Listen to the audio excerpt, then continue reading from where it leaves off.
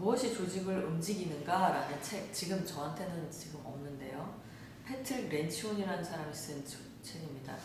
이 사람의 책에 조직의 건강에 대한 이야기가 나와 있습니다. 조직의 건강? 되게 추상적으로 들리죠? 들리지 않나요? 근데 이게 굉장히 구체적인 콘텐츠라는 거죠. 조직의 건강이라는 거는.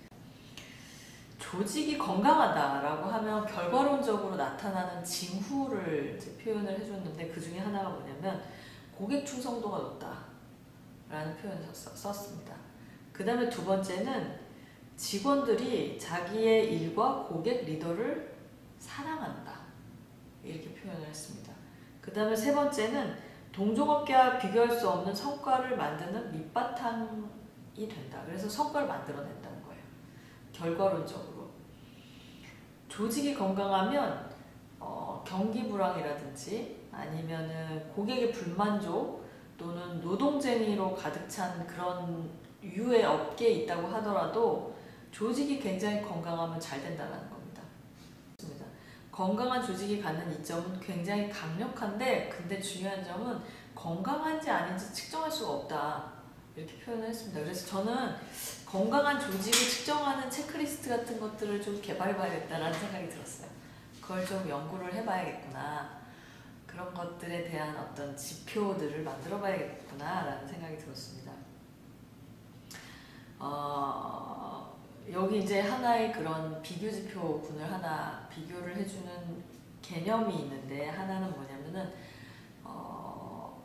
조직이 건강하다는 거는 뭘 의미해? 그 사람이 건강하다는 건 뭘 의미해? 또는 조직이 건강하다는 건 뭘 의미해? 이렇게 물어봤을 때 우리는 흔히 착각하는 게 있는데 굉장히 똑똑한 조직과 건강한 조직을 혼돈한다라는 겁니다.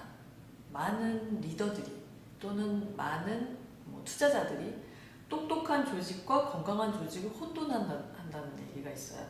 그럴 것 같아요. 그냥 예를 들어서 저 기업에 투자를 하고 싶은데 그 기업이 예를 들어서 투자를 하기 위해서 뭔가 이렇게 프레젠테이션을 하는 걸 들었는데 그 프레젠테이션의 내용은 전략팀에서 나와서 전략실장의 아이디어로 나왔을 수 있어요. 또는 CEO 한 사람의 아이디어로 나왔을 수 있습니다. 근데 조직이 건강하지 않으면 그런 프레젠테이션이 되게 멋지지만 실현이 안 되는 겁니다. 근데 똑똑하긴 해요. 그들이 가지고 있는 기술도 되게 뛰어나 보이고 그들이 그거를 팔면 되게 잘 팔 것 같고 거기에 대한 아이디어는 되게 참신하고 유니크해 보인단 말이죠. 근데 과연 똑똑한데 건강한 건가? 이 부분이 이제 혼돈스러울 수 있다는 거죠. 그럼에도 불구하고 많은 기업이 똑똑해지기 위해서는 굉장히 노력을 많이 하는데 건강해지기 위해서는 별로 노력을 하지 않는다라는 표현을 썼어요. 저는 이 말을 되게 공감을 하는데 그 이유는 평가 지표가 어렵기 때문이라는 생각이 들어요. 똑똑한 조직을 평가하는 거는 비교적 좀 가능하잖아요. 예를 들어서 특허가 얼마냐 또는 직원들의 직원들의 학력 수준이 어떤가 또는 그 조직원들이 학위 소지자가 얼마인가 또는 그 기업이 가지고 있는 신규 발명품이 뭐가 있는가 이런 것들을 지표를 평가할 수 있단 말입니다. 확인도 가능하죠. 근데 이 조직이 건강한 조직이야? 이거를 확인하기는 어려워요. 그 조직에 들어가 보지 않는 한 어렵다는 겁니다. 건강한지 아닌지 알 수 있는 방법이 별로 없어요. 겉으로 나타난 모습 가지고는. 가령 예를 들어서 전략실에서 만든 프레젠테이션 되게 멋진데 아이템은 또 별거고 그거를 만드는 제조 파트와 그리고 그걸 판매하는 영업 파트가 따로 논다든지 이럴 수 있거든요. 그건 건강하지 않은 건데 그렇지만 겉으로 나타난 모습만을 가지고는 우리는 그걸 보고서 되게 대단한 조직이 될 수 있을 것 같아. 저 사업은 될 것 같아. 이런 말을 쉽게 할 수 있다는 거죠. 희한하게 건강한 조직은 필연적으로 똑똑해지는데 똑똑한 조직이 반드시 건강해지는 것은 아니라는 거예요. 그건 당연하다는 생각이 듭니다. 그래서 조직이 건강하지 않은 거에 대한 대가를 표현을 하는데 조직이 건강하지 않으면 어떤 결과가 이루어지고 어떤 결과가 생기는가에 대한 얘기가 있는데요. 건강하지 못한 기업에서 일해본 사람들은 기업 내에 정치나 불화, 불필요한 요식 체계를 감당을 해야 된다는 거예요. 그러니까 갈등이 많거나 또는 불필요한 일들이 많다는 거죠. 이게 첫 번째 특징이라고, 건강하지 못한 조직에서 일하면 나타나는 현상이라고 합니다. 그 다음에 두 번째는 건강하지 못할 경우에 비용이 발생한다는 거예요. 비용이. 우리도 건강하지 않으면 돈을 써야 되잖아요. 건강하지 않으면 병원을 가야 되고, 건강하지 않으면 뭔가를 계속 해야 됩니다. 건강하지 않기 때문에 약을 먹어야 하고, 건강하지 않기 때문에 뭔가를 또 해야 되죠. 근데 그것 때문에 또 나빠질 수도 있어요. 하여튼 그렇습니다.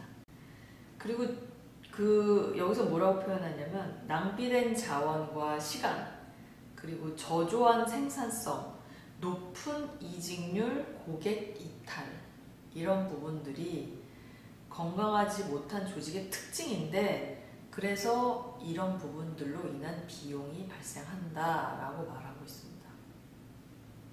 비용이 발생한다고 말하고 있어요.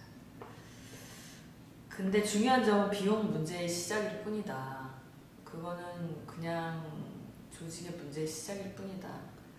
그리고 건강하지 못한 조직에서 일하는 사람들은 이런 현상을 느껴요.